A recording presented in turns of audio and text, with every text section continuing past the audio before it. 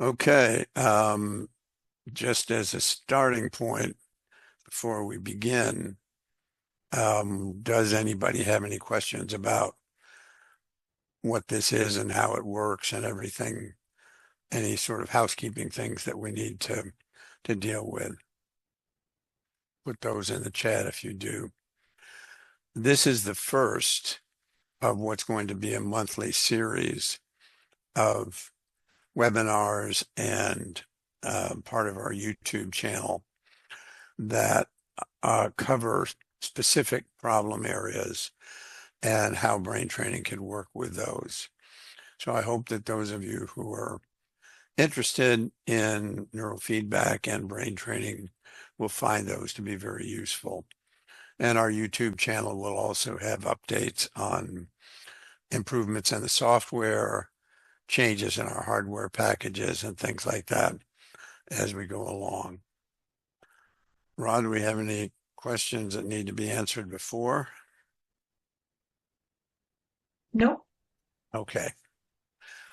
All right, I'm going to start the video then, and I'll come back when we're finished, and we can go from there.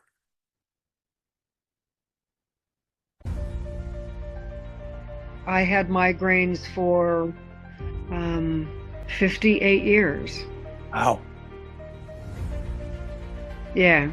This has been life-changing, Pete. It's been absolutely life-changing to be free of migraines.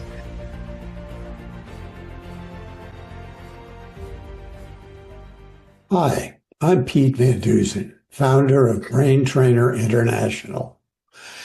Today I'm going to introduce you to Rebecca. When she was just 10 years old, she had her first experience with a serious health problem that would control much of the rest of her life.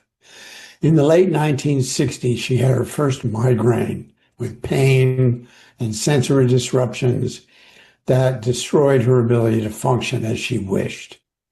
Sometimes the migraine would give her a warning, an aura, or a brief teaser headache a day or two in advance, but the migraine itself could destroy a whole day, and sometimes they came in clusters, wiping out multiple days in a row. As you know, if you have them yourself or work with clients who are sufferers, migraines are more than just really bad headaches. Yes, they bring an intense, throbbing pain, typically on one side of the head, but they may also include nausea, vomiting, extreme sensitivity to light, sound, and smell. They've been reported in the medical literature around the world at least since ancient Egypt.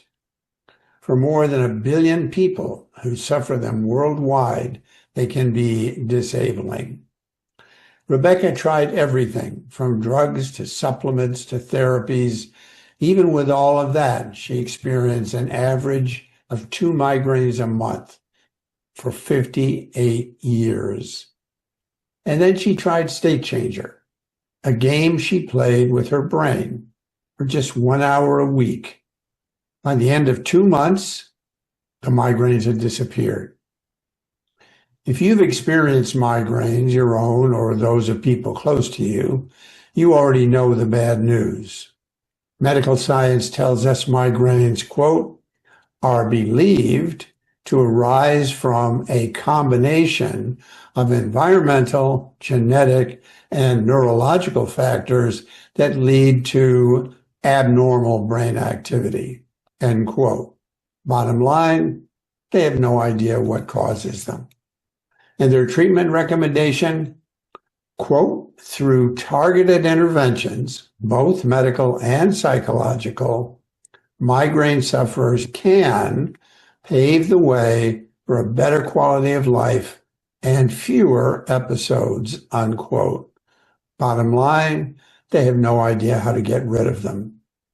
Well, today I'm going to share with you good news about Rebecca's experience and how you can share it. Rebecca hasn't just reduced the number of migraines or made them less destructive. She stopped having them. For nearly a year now, she has not had even one. What's more amazing, she did it herself, in her own home, on her own schedule, just playing a game with her brain for 20 minutes, 3 times a week over 8 weeks. She stopped using her state changer, and the migraines have not come back. She's had major stressful events in her life since then, and the migraines have not come back. She's even stopped taking antidepressant drugs, and the migraines have not come back. Today, if you, a client, or someone in your life has experienced the frustrating inability to stop migraines, I'm going to explain to you why they happen. It'll make sense why you have them. More importantly, I'm going to show you how to stop having them, like Rebecca, yourself. You see, migraines happen in your brain, and by training your brain, you can stop them right where they start. Let's begin taking a look at some characteristics that most migraine sufferers have in common. One of the most basic things every human struggles with is accepting that most of what happens in our lives is outside our control. The only thing we can control is ourselves, and often that's the last thing we want to control. For those who learn and accept this fact, there's no need to spend energy worrying about all the possible things that could happen. They just wait until something does happen and focus their energy on responding to it. That's a peak brain characteristic, and people who build their lives around that strategy don't have migraines, period. When you try to control other people, situations, events, and so forth, you get stressed. Stress is, quote, my response to a situation in which I want to have more control than I can, end quote. The stress isn't in the situation, it's in how you respond to it. Now let's learn why that's so important. Your brain has two primary operating states and its own system called the autonomic nervous system, or ANS, for switching between them. The first state manages your body's maintenance and housekeeping functions.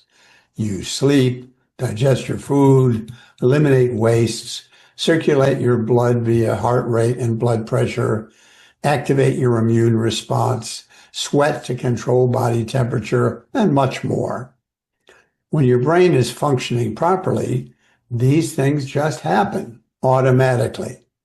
We call this state rest and digest. The second state is called fight or flight. Its main job is to take charge when the brain's alarm system identifies threats and dangers. The entire brain strategy switches. Maintenance functions get limited or no attention. Your body prepares itself for battle. Unless you're facing a major ongoing threat, your brain is designed to shift into emergency mode briefly, respond, and then return to maintenance. If you don't get obsessed with controlling your world, the balance is maintained and all is well.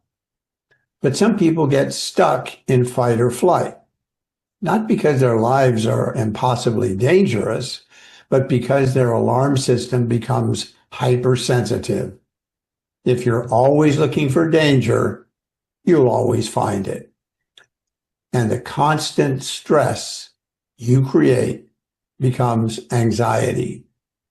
You don't sleep or digest or eliminate naturally. Your heart races, your blood pressure rises. You get sick more easily because the immune system shuts down. But there's another critical change that happens in emergency mode. Blood is withdrawn from your extremities into the center of your body, focusing on heart, lungs, and long muscles to be ready for action. You may notice you get cold hands or feet when you're stressed. but blood is also withdrawn from the brain. Now, although your brain is only 2% of your body weight, it requires more than a quarter of the glucose and half the oxygen in your body. Without a rich oxygenated blood supply, your brain cells can't produce higher energy levels needed for thinking, learning, and controlling, much less all the wasted energy of anxiety. But the most efficient response to an emergency doesn't involve thinking about things. Adrenaline gives the orders. Then when the danger passes, the ANS returns to maintenance mode. Hands and feet may tingle, and blood returns to the brain. Your circulatory system is the plumbing, designed to get oxygen and glucose where they need to be when they need to be there. But it's much more like an economy with blood as the money than a plumbing system of pipes filled with blood. Most of us have experienced that after a meal, when blood is in the digestive system, our ability to concentrate in a class or meeting is seriously reduced because our brains are undersupplied. If your strategy for life is to focus on trying to control any potential event that might happen, your brain spends a majority of time in emergency mode with relatively low blood supply. The blood vessels in your brain are not accustomed even to routine blood flow, and therein lies the key to migraines. You don't get migraines when the pressure is on. You get them when you can finally let go. Suddenly, the return of the blood to the brain, limited distribution system, results in pressure, and you feel the throbbing of your heartbeat. If the pressure is greater than your visual centers, you may have visual distortions. If it's in hearing areas, they can be auditory. So how do you fix that? Well, it's easy to forget that your brain is part of your body, and you already know how to change your body. If you're physically out of condition, you may only be able to jog for 100 meters before you have to stop. Why is that? When you jog, your heart and lungs, not to mention various muscle groups, suddenly call for unexpected increases in blood supply. The most immediately available blood arrives quickly, but shortly the body has to shift additional supply from other functions already being performed, and you have to stop and catch your breath. So what's the solution? Jog again every few days and keep doing it a little more at each time. The brain begins to prepare for the potential demand, and blood distribution begins to change. The circulatory system expands its ability to deliver more blood more quickly to the cardiopulmonary and muscle systems. And before long, you're jogging a kilometer, then 5. The solution for the same problem in the brain is two-part.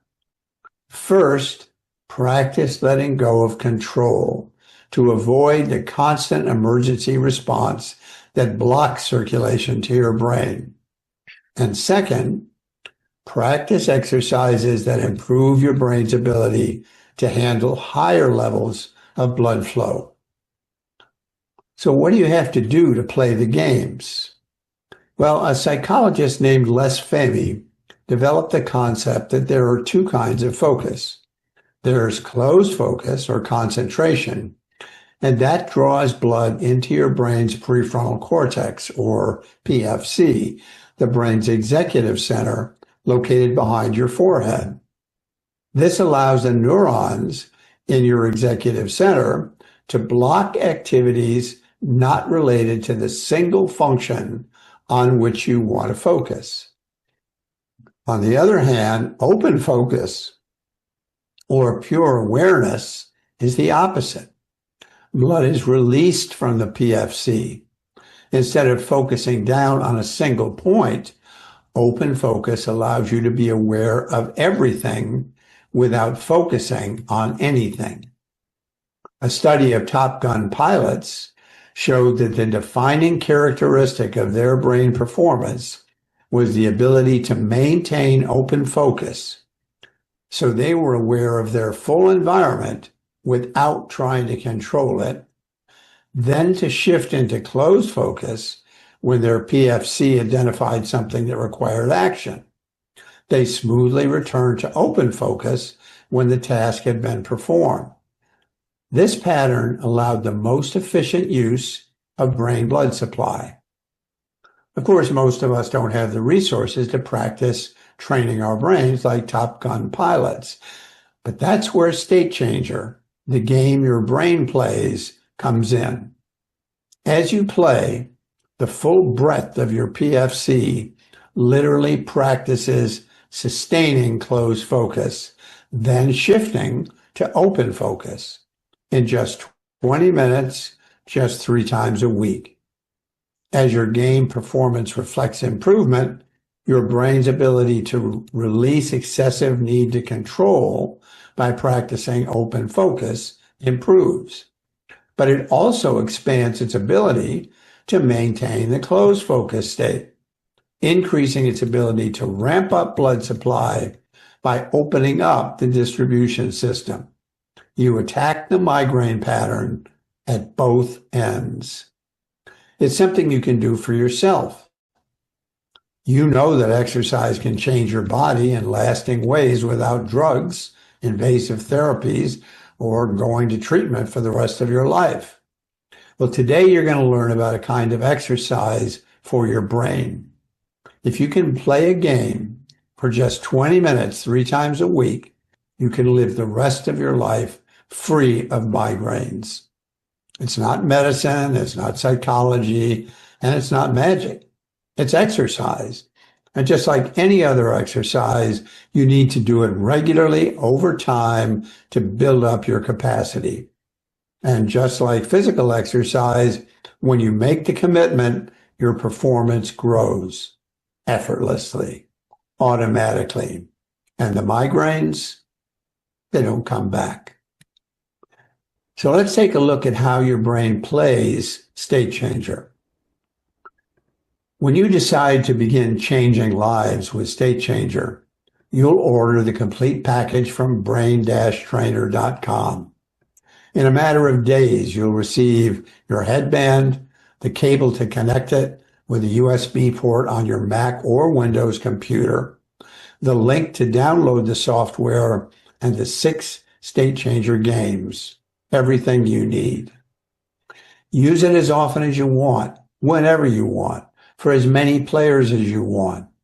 Families, couples, workrooms, or teams, they can all share a headband, and each player can track his or her individual performance. Ending migraines is life-changing, but there are many more areas that can improve. Attention, concentration, memory, and learning. Other functions like impulse control, emotional regulation, and motivation, they all use the power of your executive center, which you increase when you play State Changer.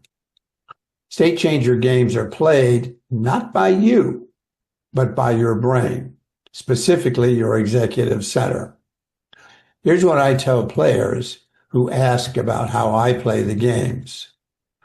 Don't think, don't try, don't judge. Just pay attention. Your mind is still and your attention is focused outside your mind on the game. Now, closed focus concentration calls for increased blood supply. Most players are able to focus for a few seconds at a time in the beginning, but as they continue playing, their ability to maintain concentration grows along with the brain's blood delivery system. Open focus, pure awareness, involves not concentrating on any single point. Your brain is able to idle in a kind of autopilot state, aware of everything, but not paying attention to anything. blood levels can move to other areas of your body without reducing your ability to function routinely. When you open State Changer, you'll have the option of choosing among the 6 games. The life game is a great place to start. Register yourself, choose your avatar, and then choose the level of challenge you want. Set the parameters and duration for your session and start playing. As you count down to start the life game, you'll see the game start icon, a series of 4 arrows pointing out or in. If the arrows all point at the center, that tells your brain to concentrate. Your avatar will try to climb. If they aim away from the center, open focus awareness is your goal, and your avatar will dive. Each time you play, you should train left, center, and right areas of the executive center. You should aim also to train up and down at each site. Remember that you're measuring your brain's ability to increase or release blood supply. Each time you play and each area you train will be different. Your goal is not to reach some world record score. It's simply to increase your brain's ability to turn up and turn down its energy levels by exercising it. At the end of each session, you'll have the option of reviewing your game performance. But players of State Changer usually have real-world changes they hope to achieve. Whether you want to shut down migraines, improve your concentration, still your racing thoughts, or improving power and efficiency of your brain's boss, they can result in lasting automatic changes in the brain habits that keep you from working at your peak. What would you like to change in yourself?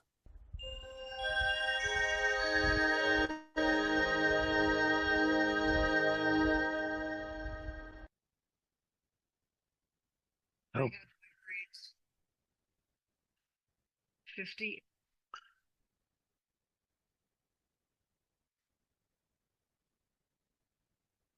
sorry. Okay. That's the program. Any questions that anybody has so far? Not yet. Now's a good time to ask in the chat. Yeah. If there's Uh, anything that Chat's disabled. Here's one. How much does it cost? somebody just said that the chat is disabled. Well, I've got a chat to me as a co-host or as a host, but the main chat to the whole group is turned off. Okay. Um, Well, the cost of the brain trainer system is $350. That's everything. That's the headband, the cable, which you need to plug in to a Mac or a PC, USB port, um, the software, which you can install on either of those computers, and then the 6 games. As I mentioned before, in the presentation, the life game is a really good one to start with because it allows you to train up and down and decide how long you want to work in each one. And it also allows you to sort of establish what level you want to start on. If you start at the beginner level, you're going to find that you're able to make the thing go up and make it go down. As we saw on the screen, it tends to go up for 3 or 4 or 5 seconds, and then it starts back down again.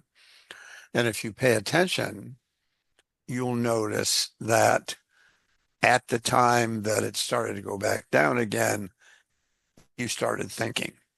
There was something popped into your head, and in other words, your prefrontal cortex didn't have enough blood to be able to sustain that single pointed focus. But if you go back and focus again, then as we saw in the demo there, the avatar goes up, then it goes down, and then you turn it back up again. We have some It's just questions. like, okay, Did you want to finish your thought? I think that's it, unless anybody has questions about the answer. I'm not sure yet. Here's one asking if state changer uses HEG or EEG feedback, biofeedback. State, cha state changer is NIRHEG. So it works very, very specifically in three areas. The left side of your forehead, the right side, and the center. And those have very different functions. So by activating all three of them, you sort of tell the brain, I do want to increase the distribution system for blood, but I don't want it to be just here. I want it to be all over the prefrontal. Do you recommend using state changer before doing neurofeedback? And do they work together, or is it better to work with just one technology? That's a good question. I usually suggest doing HEG 3 times a week. You can do it every day if you want to. Although the key, as with exercise, is not to overtrain. Start off and get good at doing it, and then get a little bit better and a little bit better. So I suggest do like maybe Monday, Wednesday, and Friday. And I like to start the day with State Changer. If you have people coming into your office, some places that I've worked with have actually set up a place outside the training room where the client can do the State Changer training before they come in and actually do the EEG, or you can have them do that afterwards. I would say that probably, and then I would usually say if you're doing this at home, or if you're able to, um, if the logistics work out for you to come in 3 times a week for EEG, then I would do 20 minutes of HEG at the beginning, and then 40 minutes or so of the 2 or 3 protocols that you're doing for EEG for whole brain training. I think I would say that they work together because probably the one place that you can't train very well with EEG is the forehead. When you put electrodes on the forehead, they're so close to the eye muscles that it's almost impossible to keep from getting large eye movement artifacts, which look like big delta spikes. And so when somebody tells me that they've evaluated the prefrontal cortex and there's a huge amount of delta, my first thought is probably that they didn't do a very good job of minimizing the eye blinks.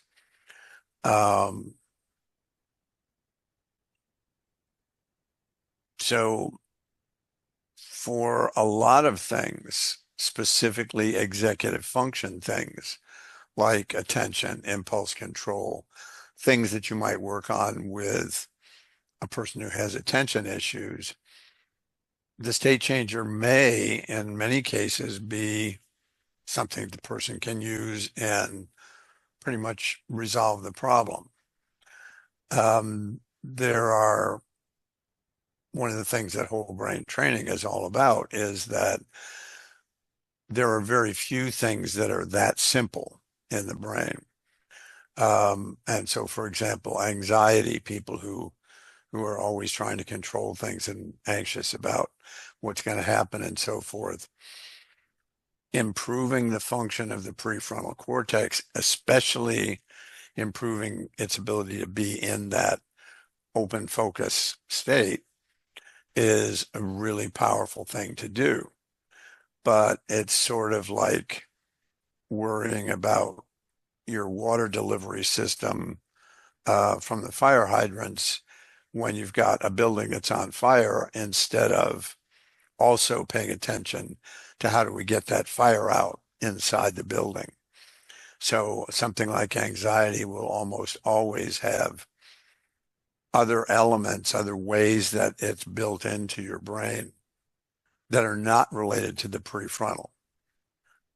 Things that are much more direct and much faster in terms of how they work because they're more primitive.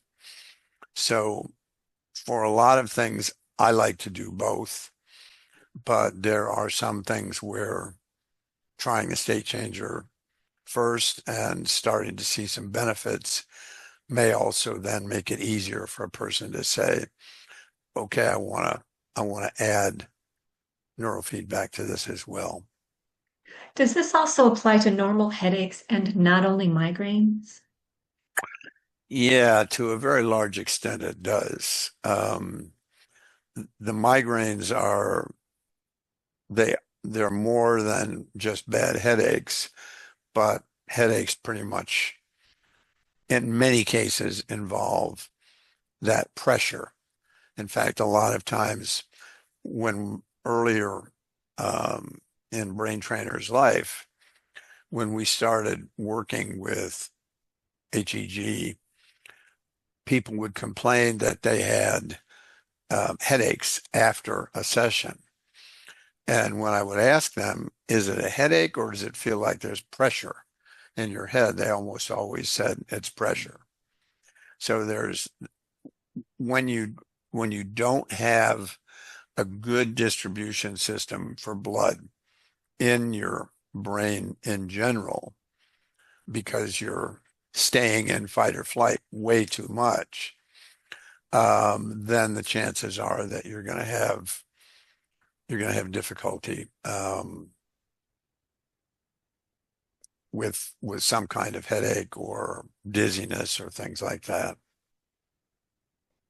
The 350 is for the headband, the app that's used, the cable, nothing else is needed to get started with the state changer. Nope, you Except a can. computer. You need a computer. That's true. You do need a decent computer because the games are fairly high quality graphic. And yeah, so, but pretty much any Mac or any PC will work fine with it. How difficult would this be for families who are not particularly tech savvy? Well, when you can help me on this one, but I believe it's possible when you get it, if you have a question about how do I download something from a link, we can provide some help with you to get that done. But once the software is installed, probably the main issue would be setting up the players. I usually say, not completely jokingly, if the parents are having difficulty doing it, find a 10-year-old or a 12-year-old and ask them to do it, and they'll get it all set up right away. But you can you can set up a specific image to be your avatar, or you can choose one of a number that are in there. And so doing that, you have to go in and set up a new client, give them a name, whatever you want to use. If they want to choose an avatar, choose the avatar. And then from that time on, you simply open the game and go up and choose who the player is going to be. If they want to stay in beginner mode or they want to go up to intermediate or whatever, that choice can be made right there just with a little pull down menu. And then you choose the length of time that you want to train. I usually start with something fairly short, maybe 2 minutes. So you're doing 2 minutes of climbing and then 2 minutes of diving on the left and then on the right and then in the center.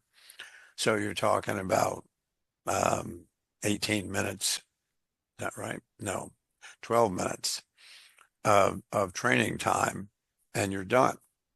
When you get to the end, you click on um, end or whatever it is, and it takes you to the screen that shows you how your graph was and what your scores were.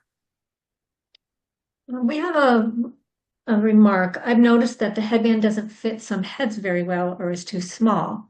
The old one, probably the Tumen band, was more flexible. Any suggestions for this? Yeah, what I find is that when people have that problem, it's because they haven't trying to put the headband on too tight. The headband, I mean, you don't want it obviously slipping down, but it doesn't need to be terribly tight in order for the things to register. The problem that we have is that we actually train all three areas, and the forehead is not flat. The forehead curves. So, you know, there has to be a sort of a flexibility in the band in the board, which actually um, gives the signals and gets the results. And I'm not aware of a way, we haven't found a way that we can make the actual plastic part that carries it a lot more flexible than it is. It just becomes extremely expensive to try and make it fit that way. The old headband, if you're talking about the one from Herschel Tumum, it was a piece of Velcro with a little board in it, a little card in it, and it only trained one side at a time. So yeah, you could put that wherever you wanted to, and that was fine. But try easing up in terms of how tight you make it, and see if that doesn't help in terms of having it feel too tight or pressured or things like that. Have you correlated the open versus closed focus states with any brainwaves, e.g., via neurofeedback setup? Sure. Open focus is largely going to be alpha, SMR, middle frequencies. Um, those are states where the brain is using very little energy, but it's completely focused outside of the mind. That's one of the keys with the training. Don't think, don't try those things you're doing inside your head. Keep your focus out on what's happening. And if you don't get too tied up with, I need to make it go up, I need to make it go up, why is it not going up? Just recognize that your brain is learning, not you. So the less you worry about that, the better your brain is going to actually learn. I'm sorry, I lost the main part of that question, which was, EEG. Does it yeah, correlate with right, EEG? right. So I would say that open focus is the ability to just be still, and that's usually going to be alpha and or SMR. The closed focus is much more likely to be a higher frequency, like some form of beta, probably 15 to 18, somewhere around in there. And when I suggest to people that they train, again, I just say, keep your mind still and focus your eyes on a single point where your avatar is when you're climbing. If you focus, you'll tend to be able to climb more effectively. And you'll notice that you lose focus actually before the avatar changes direction, because your brain ran out of blood and was not able to sustain the focus. And so other thoughts start coming in. Um, if you're getting much faster than just beta, um, I would say probably you're working too hard at it. It's like learning to ride a bike. The more you worry about it, the more you try to think about how you're going to do it and all that sort of stuff, the longer it takes because you're using your mind and not letting your brain learn. If you just go out and get on the bike, fall down, get on, fall down, do that 5 or 6 or 7 times, once the brain figures out what you're trying to do, then it begins testing alternatives and seeing what seems to help and eventually figures it out. And your conscious mind, if somebody asks you, what did you do differently that last time? You're going to say, I have no idea. I didn't do anything differently. Just the outcome changed because your conscious mind didn't do anything. It was your brain. But as we see with any habits, whether habit of anxiety, the habit of, being freaked out by math problems or whatever it might be that a person wants to change, those things become very stable once they get into the brain. And that's what whole brain training is all about, is helping the brain to release those things and be able to establish more effective habits. Which is the recommended duration of each part of the session? Does it increase in time? Yeah, I like to start because this is, again, I keep thinking of jogging and yoga as being a really good analogy for what you're doing. If you start off jogging and you're not in very good shape, don't try to run five miles. Jog 50 or 100 yards, walk a little bit, jog a little bit more, walk a little bit, not until you're exhausted, not until you're sore, but just get the body thinking, what is he or she doing? Why am I supposed to send all this blood to the heart and lungs, which is way more than I usually do? And so you start with that, and I start with the beginner because the more you're able to succeed, the faster your brain learns. So start with beginner, which is fairly easy, and do 1 minute, 2 minutes, and train. It'll automatically then do 2 minutes on the left, 2 minutes on the right, 2 minutes on the center. And then, as you go along, go ahead and move it up to 3. And then if you want to, try going back down to 1 minute and switch to the next higher level of operation. So just the same way you would if you were trying to get in shape physically. Take it a little bit at a time and build it up. Now, there was a very interesting thing that I learned from Rebecca because we were tracking her very closely. And she was having her 2 migraines a month. And the first month that we trained her, or that she trained herself, she had her 2 migraines. And so we started thinking, well, this isn't working right. What's going on? And the second month, we also had 1 or 2 migraines. And so we were trying, okay, we'll try doing, shorter periods, try doing longer periods, try doing just diving, try doing just climbing, and nothing made any difference. And then all of a sudden, around the end of the 8 weeks or so, she stopped having migraines. And I realized very much the same as with physical exercise, there were other people that started at the same time she did and who got frustrated because after a month of training, they still were having migraines. And so they stopped doing it or they did it less often. So as with any kind of exercise, if you make the commitment and don't worry about, am I doing it right? Am I doing it wrong?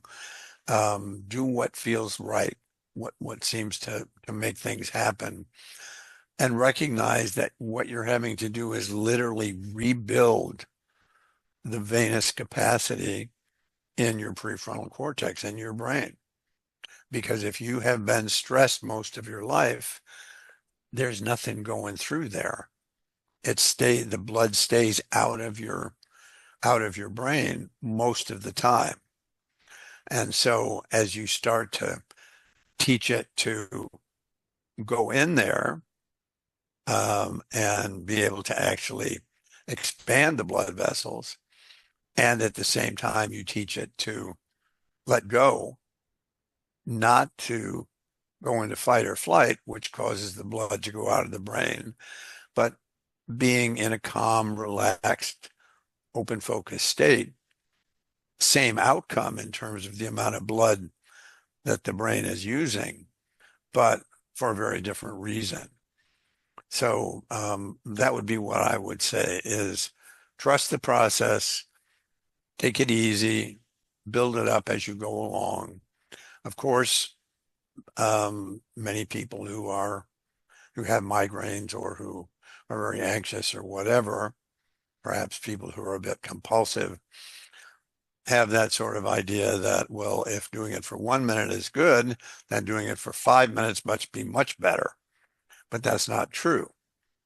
What's true is give your body time, give your brain time to adjust to a habit that you've had for, in Rebecca's case, 58 years. And once the ability of the distribution system opens up to the point where the blood can get through there, and even after a stressful period, when it goes back, there's not a traffic jam like there is when you have a headache. You're going to find that things change, and they change in a way, as I said, that's automatic and lasting.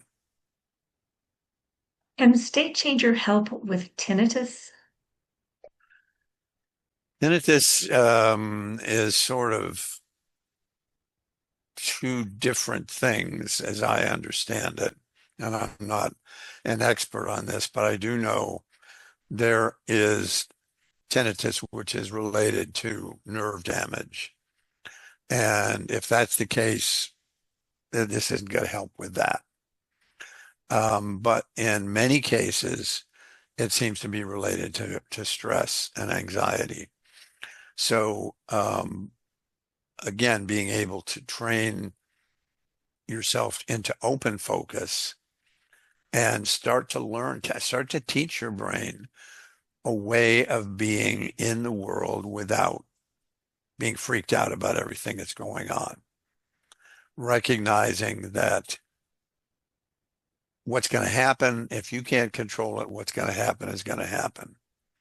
So instead of wasting a tremendous amount of energy fighting it and pushing it and trying to force things to go in a certain way, accept the fact that watch, be calm, and when you see what's happening, then use your energy to say, what's the best way that I can respond to this?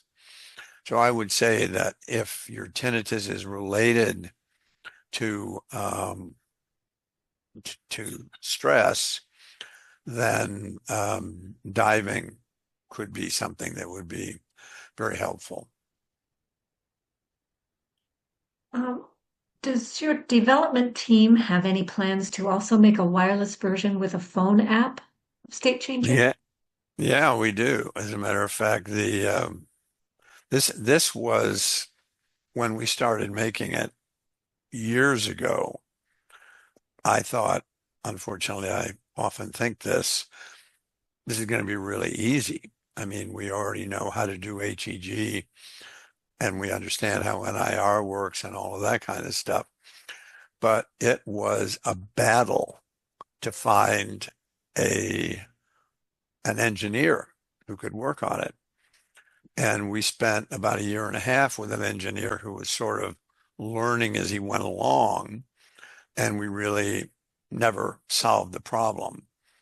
Um, I spoke with a guy at one of the universities here in Sao Paulo who was very knowledgeable about HEG, NIR HEG, and I asked him if he would be interested in working with us.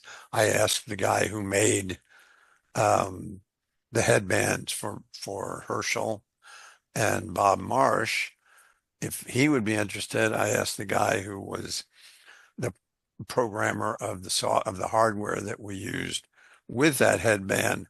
Nobody wanted anything to do with it for reasons that I still didn't understand. But the guy from Sao Paulo said, you can do this. It would be great, but you better find a really good electrical engineer because the programming of the chip is the key. Um, think about this for a second. When you are training by concentrating to increase your blood supply or by opening focus to decrease your blood supply, you're measuring the blood supply while the heart is beating. So what does that mean? That means your blood supply is going like this, and you're trying to see something that's like this in the middle of that. So removing the artifact, the heartbeat artifact, is very important. And there are other issues that also came along. At any rate, we got to the point on our fourth or fifth engineering team where we had the state changer that we have, and it actually has a battery in it.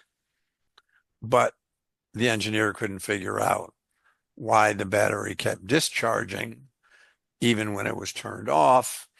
And we had been through two or three prototypes trying to figure out how to solve that problem, and then realized if we just went with the USB, we didn't need the battery and we didn't need the Bluetooth, which was also much more complicated because we wanted to use it with a Mac and a PC. So it's in there, and I think other than the fact that we would have to redo redo the games to make them quite a bit simpler. Um, I think we have some good ideas for how to do that. But at this point, that's going to be next step somewhere along. If I find somebody walking around who's an electrical engineer that says, oh, yeah, I can do that, love to get started with them. What do you recommend for aging brains? For aging brains, you're asking the wrong guy. Mine is aging like everybody else's does. I think training, I used to say when I was doing a lot of courses, if you train your brain according to a plan, especially one which looks at all the patterns that are involved, and you make those changes, the changes become stable, and you don't need to keep training for the rest of your life. You can train for, 30 or 40 or 50 sessions. You can do some alpha theta or things like that if you want to for more specific purposes. But other than that, you're pretty good to go. Then as I got past 60 and got into 70, into my 70s, I realized that my brain was like a wagon and it was now rolling down the the wrong side of the hill. So I've realized that what I needed to do was keep pushing it back up again. And I would do that particularly. It depends, of course, on where your brain is, but I always have had a lot of alpha. And so we know that when the brain gets older, the alpha slows down. If you have alpha that has its center at 10 pulses per second, it's alpha is 8 to 12 or 9 to 12. So 10 hertz is kind of the center point. If 10 hertz alpha is tops, that's great. But when it starts to slow down, you start to see things like having difficulty remembering the word that you're trying to think of, being walking into a room to get something and then realizing you have no idea why you're there. All of those kinds of things. So speeding the alpha back up, and also there's a tendency for slower activity to become a problem. And so I would say doing even 10 or 15 sessions, if you did that twice a year, you would sort of start to roll down the hill and then push it back up again. And that could work pretty well. So, I mean, I'm going to be 80 next year, and I think if Ron and Karen don't tell any stories about what happens to me sometimes in meetings when I can't remember their names or my name or whatever, most of the time I'm able to get along pretty well. But I still notice that there has been disruption. There have been changes in what I'm able to do compared to what I used to be able to do. We have a comment from a state changer user who says, when I moved the headband a little bit up between AFZ and FC, it was really a game changer for my migraines. Well, that's very interesting. Yeah, I do think personally that higher up, there's an area here at AFZ, which is also very much related to motivation. And so a number of times I've suggested to people that they have the headband go like this instead of just above the eyebrows. So that's very cool to know. That's great. When you're training for migraines, is it better just to train the open state diving? Just to train the open, Just diving. no, I would say no. But I would also say it's your brain. So try what you want. I think we did try that with Rebecca, but the thing that you have to understand is the real problem comes when you want to get more blood into the brain, because the distribution system is not there. It's basically hasn't been used. So I would say maybe doing 3 or 4 minutes of diving, and you can set the game up so that you only dive or you only climb. So I might say do 3 or 4 minutes of only diving on the left, center, and the right, and then do 1 minute or 2 minutes of only climbing. So you're putting less of a demand on that part of the development early on and more on learning how to let go and go into open focus. You mentioned that HEG is good for the front prefrontal area because of artifact. And we had a question, which was, I can't find it here, but oh yeah, doing eyes closed with EEG for like PF7 or PF8 be useful to minimize artifacts?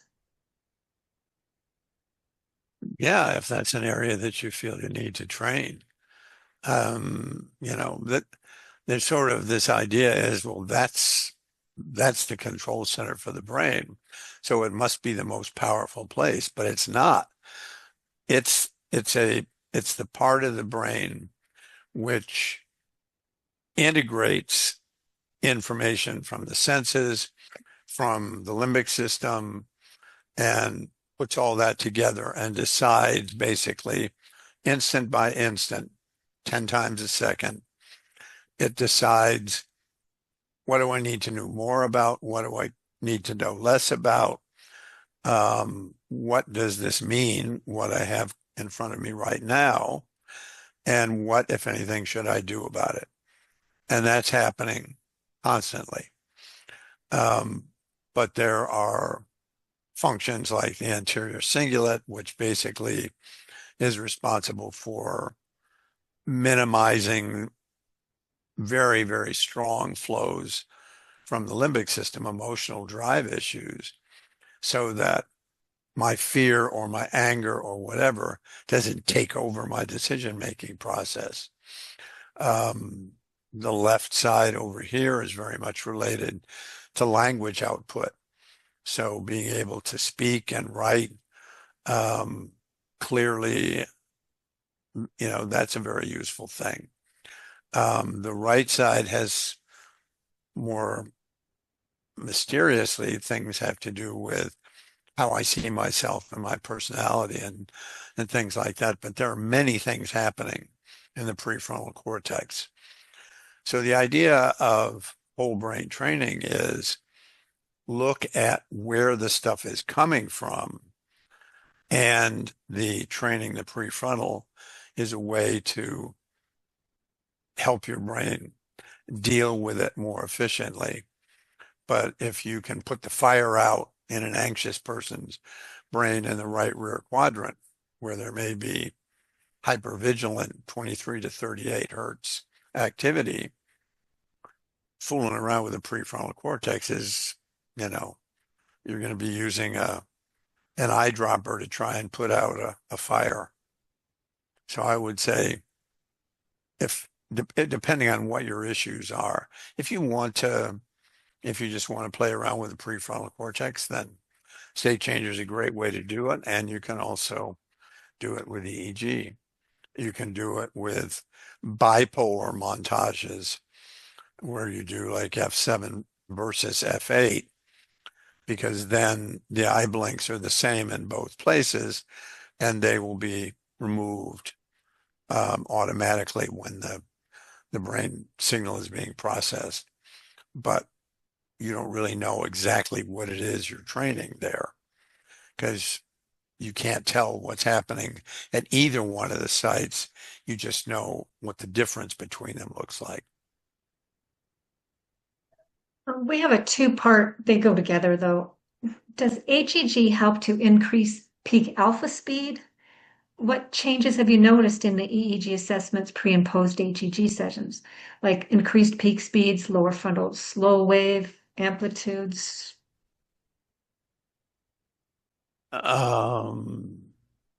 So I would say my experience would be that HEG didn't necessarily improve peak alpha speeds. Those are going to be seen more at the back of the head. So I would be training alpha peak frequency up, and there's a specific protocol for that at some parietal or occipital sites. The what was the other part of the question? Have you noticed changes pre Well, and post HEG training in an assessment? no, but I don't expect to. I say this pretty much over and over and over again, and some people believe me and some people don't. Unless that person is taking a lot of psychoactive medications, 3 or 4 or 5 of them at the same time, I never do more than one assessment. Because when I do the first one with all that chemistry in the brain, there is a tendency that I'm going to look at the brain and say, where are the patterns? There are no patterns here that relate to the anxiety, that relate to whatever it is the person wants to change. And also, let's see, what was I going to say about that? Yeah, I personally, what we're talking about is breaking habits. And so what your brain does in an assessment doesn't necessarily show you a habit. And doing a pre and post assessment is based on the assumption that the brain is sort of a linear declarative system, which it's not. If that were the case, then it would be like an electrical circuit. If I put a better ground in the electrical circuit, then I'm going to see a change in how the circuit works. But with brain training, sometimes there are things that are obvious changes, sometimes nothing. And back when I first started, we used to look at the theta to beta ratio, which was supposed to be the measure for attention and impulse control. And we graphed it.